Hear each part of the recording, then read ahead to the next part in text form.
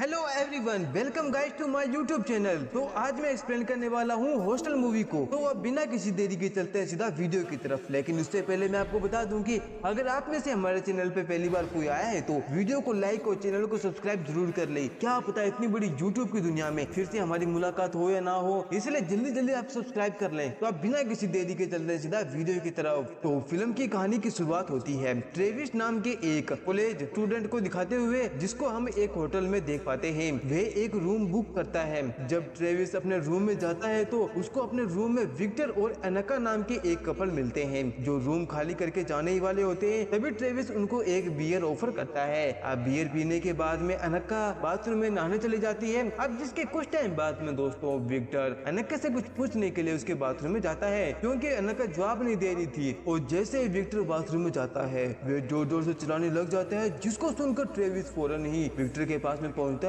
और वे देखकर बिल्कुल हैरान रह जाता है, क्योंकि अनका बेहोश पड़ी हुई थी। जहाँ पर विक्टर ट्रेविस को एम्बुलेंस बुलाने को कहता है और देखते ही देखते विक्टर को भी कुछ होने लग जाता है और वे भी वहीं पे बेहोश हो जाता है। तभी वहाँ पर कुछ लोग आते हुए देख पाते हैं जो उन दोनों को उठाकर कहीं पे ले जाते हैं। जहाँ पर हमको पता चलता है कि दरअसल ट्रेविस ने बियर के अंदर ड्रग को मिला रखा था, जिस कारण वह दोनों बेहोश हो गए और वो एक हंटिंग क्लब में काम क्या करता है। खैर अब जिसके बाद में विक्टर को होश आता है तो वे अपने आप को एक सेल में पाता है। विक्टर को कुछ भी समझ में नहीं आ रहा था कि आखिर वे यहाँ पर कैसे पहुंचा। तभी वहाँ पर दो गार्ड आ जाते हैं और अनका को उठाकर अपने साथ ले जाते हैं और विक्टर कुछ नहीं कर पाता, वे सिर्फ देखते ही रह जाता है। जिसके बाद में यहाँ से सीन शिफ्ट होता है और हम स्कॉट नाम के एक आदमी को देख पाते हैं, जिसके एक हफ्ते बाद में एमी नाम की एक लड़की से शादी होने वाली थी। यहाँ पर स्कॉट का दोस्त कार्टर बैचलर पार्टी के लिए लॉस वेगास जा रहा होता है। वहाँ पर उसके दो बाकी के साथी मिलते हैं, माइक और जस्टिन। वो सभी एक नाइट क्लब के अंदर जाते हैं, जहाँ पर उनको दो स्क्वाड मिलती है, केंड्रा और निकी।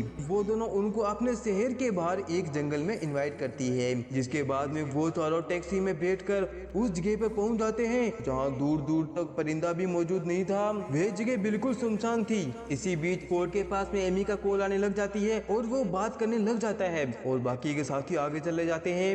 एमी से बात करने के बाद में स्कॉट अपने साथियों को ढूंढने लग जाता है, उनको आवाज लगाने लग जाता है। तभी पीछे से कोई आकर स्कॉट पर कपड़ा डालकर व्हील चेयर पर बांधकर अपने साथ ले जाने लग जाता है। जिसके बाद में वे स्कॉट के मुंह में पाइप डालकर कुछ डालने लग जाते हैं, जिससे स्कॉट काफी डर जाता है। और गाइस हमको यहाँ पे पता चलता है कि ये सब एक प्रैंक था। दोस्तों ऐसा प्रैंक कौन करता है, और उसके ये सब फ्रेंड मजे लेने के लिए किया था। लेकिन स्कॉट की फटके तो हाथ में आ गई होगी। जिसके बाद में सब लोग पार्टी करने चले जाते हैं, जहाँ पर कैसेंड्रा स्कॉट को लेकर चली जाती है। वहीं उसके दोस्त माइक निकी के साथ में एंजॉय कर रहा होता है और जस्टिन उन सभी को देख रहा होता है, क्योंकि उसके साथ में कोई भी डांस करने के लिए तैयार नहीं था, क्योंकि वे एक हंटिंग क्लब में काम किया करता था। तभी निकी उसको अपना एक कार्ड देकर माइक के साथ में वहाँ से चली जाती है एंजॉय करने के लिए। फिर हम देख पाते हैं कैसेंड्रा को, जो स्कॉट के साथ में कुछ करने के लिए तैयारी कर रही होती है। तभी स्कॉट उसको मना करने लग जाता है, क्योंकि वो पहले भी एक बार पकड़ा जा चुका था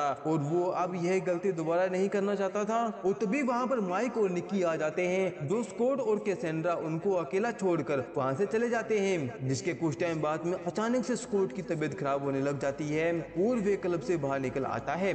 जिसके बाद में बाहर हम उसी टैक्सी ड्राइवर को देख पाते हैं जो उनको लेके आया था, जिसको देखकर वे डर जाता है और वापस से क्लब में जाने की कोशिश करता है, लेकिन वे अब तक अंदर से लॉक हो चुका था। तभी डर के मारे स्कॉट वहीं पे बेहोश होकर नीचे गिर जाता है, जिसको देखकर वह टैक्सी ड्राइवर नीचे उतरता है और उसके पास में आकर खड़ा हो जाता है। जिसके बाद में हम हंटिंग क्लब की एक वैन को देख पाते हैं, जिसमें वे किसी को ले जा रहे होते हैं। अब अगली सुबह जब स्कॉट को होश आता है तो वे अपने आप को अपने होटल रूम में पाता है कार्टर और जस्टिन के साथ में। यहाँ पर स्कॉट को कुछ भी याद नहीं होता कि वे यहाँ पर कैसे पहुंचा। वो उनसे माइक के बारे में पूछता है कि माइक कहाँ पर है, तुमने उसको देखा क्या। फिर वो बताते हैं कि माइक कल रात निकी के साथ में गया हुआ था और अब तक वापस नहीं आया। जिससे स्कॉट परेशान हो जाता है और उसके फोन ट्राई करने लग जाता है, लेकिन उसका फोन अभी तक स्विच ऑफ आ रहा होता है। जिसको देखकर माइक कहता है कि वे जल्दी ही घर पे आ जाएगा, क्यों ना उसका वेट किया जाए। वहीं दूसरी तरफ हम माइक को देख पाते हैं उसी हंटिंग क्लब में जो हमने मूवी के शुरुआत में देखी थी। वे एक ही सेल के अंदर मौजूद था।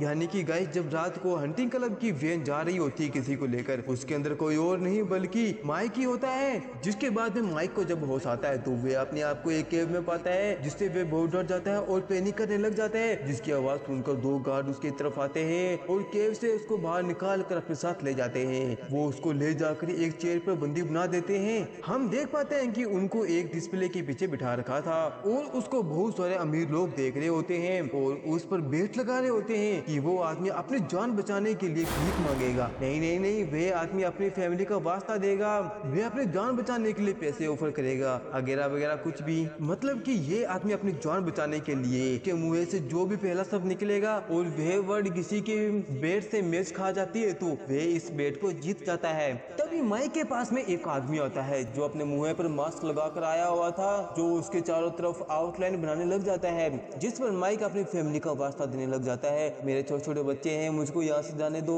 प्लीज, मैं तुम्हारी आगे हाथ जोड़ता हूँ। तभी हम देख पाते हैं कि जिन अमीर लोगों ने फैमिली वालों पर बेट लगाया हुआ था वह बेट जीत जाते हैं। अब जिसके बाद में वो मास्क वाला आदमी माइक के चेहरे की स्किन काट कर निकालने लग जाता है और यह देखकर वे सभी अमीर लोग बहुत खुश होते हैं। दरअसल ये लोग जिंदा इंसानों पर जुआ खेल रहे होते हैं। वहीं दूसरी तरफ हम माइक के सभी फ्रेंड को देख पाते हैं जो निकी का पता ढूंढ रहे होते हैं। उसी के कार्ड से जो निकी ने जस्टिन को दिया था वो एक ट्रेलर के अंदर रहा करती थी। जब वे उस जगह पे पहुंचते हैं तो उनको ट्रेलर बंद पड़ा हुआ मिलता है, लेकिन उनको तो माइक ढूंढना था इसलिए वो खिड़की को तोड़कर अंदर चले जाते हैं। अंदर जाकर वह लोग माइक को ढूंढने लग जाते हैं। तभी वहाँ पर केंद्रा एक आदमी के साथ पहुंच जाती है और वे अंदर आकर स्कॉट पर गन पॉइंट कर लेती है, जहाँ स्कॉट समझाने की कोशिश कर रहा होता है कि ये लोग निकी को ढूंढ रहे हैं क्योंकि माइक कल रात निकी के साथ में था और तब से वे घर पे नहीं आया। तभी केंद्रा भी बताती है कि निकी भी कल रात से घर पे नहीं आई। वहीं क्लब में हम निकी को देख पाते हैं। दरअसल दोस्तों माइक ही किडनैप नहीं हुआ, दरअसल निकी भी किडनैप हो गई है,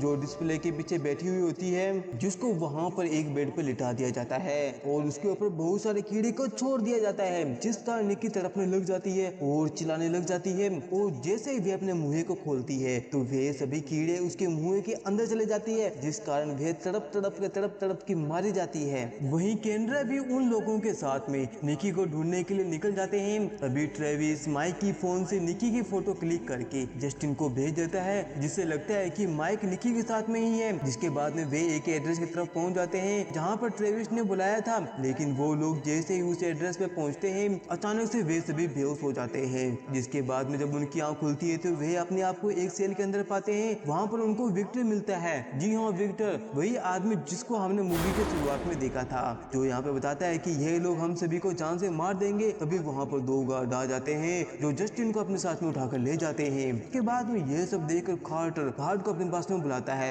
और छुप के अपना टैटू दिखाता है। को देखते ही वे गार्ड उसको बाहर निकाल देते हैं, जिस चीज से हमको मालूम चलता है कि दरअसल कार्टर भी इस क्लब का एक मेंबर है। लेकिन स्कॉट और उसके बाकी साथियों को ये समझ में नहीं आ रहा था कि आखिर कार्टर बाहर कैसे निकल गया। वहीं पर हम जस्टिन को डिस्प्ले के पीछे देख पाते हैं और कार्टर भी उसको देख रहा होता है। तभी एक लड़की अजीब सा मास्क पहनकर अंदर आती है और वे अपने बू एंड एरो से जस्टिन पर हमला करने लग जाती है, जिससे कई सारे तीर उसके जिस्म के अंदर घुस जाते हैं और आखिरकार एक तीर उसके सिर में घुसकर वे जान से मारी जाती है। अब जिसके बाद में यहाँ पर मेन इवेंट शुरू होता है, जिसके अंदर स्कॉट को तैयार कर डिस्प्ले के सामने लेके आया जाता है और उसको मारने आता है उसका बेस्ट फ्रेंड कार्टर। जहाँ पर हमको पता चलता है कि यह जो भी हो रहा है इसके पीछे सिर्फ कार्टर का हाथ है, क्योंकि वो इमी से प्यार किया करता था और वह नहीं चाहता था कि स्कॉट की शादी इमी से हो। अब वह स्कॉट को मारने के बाद में इमी से शादी कर लेगा, लेकिन तभी इस कहानी में एक ट्विस्ट आता है और ट्रेविस स्कॉट को आजाद कर देता है, क्योंकि ये सभी ऑडियंस चाहती थी। तभी मौका पाकर ट्रेविस स्कॉट को पीटने लग जाता है, उसको घायल करके वहाँ से भाग जाता है। वहीं दूसरी तरफ हम विक्टर को देख पाते हैं जो एक गार्ड को मारकर वहाँ से निकल जाता है, लेकिन दूसरे गार्ड को मारने के चक्कर में विक्टर खुद ही मारा जाता है। वहीं स्कॉट एक रूम के अंदर छिप जाता है,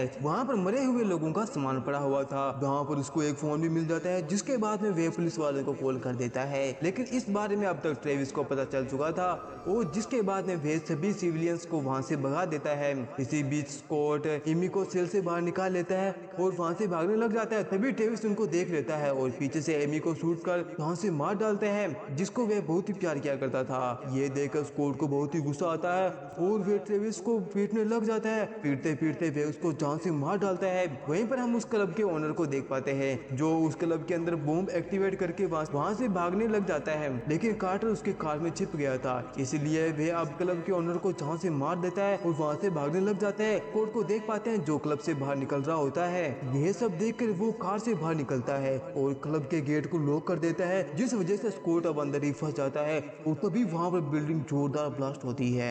जिसके बाद में हम कार्टर को देख पाते हैं जो एमी को अब तक बचा लिया था हॉस्पिटल में ले आके और वहाँ पर वेस्ट कोड की डेथ पर उसको दिलासा दे रहा था, जिस पर एमी उसको रात को वहीं पर रुकने को कहती है और सब कुछ वैसे ही हो रहा था जैसे उसने सोचा था। तभी हम स्कॉट को देख पाते हैं। जी हाँ, स्कॉट अभी भी जिंदा है। दरअसल एमी को पहले से पता था कि स्कॉट मरा नहीं है, यह सब उनका एक प्लान था बस स्कॉट उसको फंसाने का। जिसके बाद में वे दोनों कार्टर को बंदी बनाकर बेसमेंट में ले जाते हैं जहाँ पर स्कॉट उसको बहुत ही भयानक मौत देकर अपना बदला ले लेता है। और इसी के साथ में ये प्यारी सी मूवी यहीं पर समाप्त होती है। दोस्तों आपको ये मूवी कैसी लगी लाइक और कमेंट करके मुझे जरूर बताना। जब तक मिलते हैं अगली वीडियो में, जब तक के लिए बाय बाय।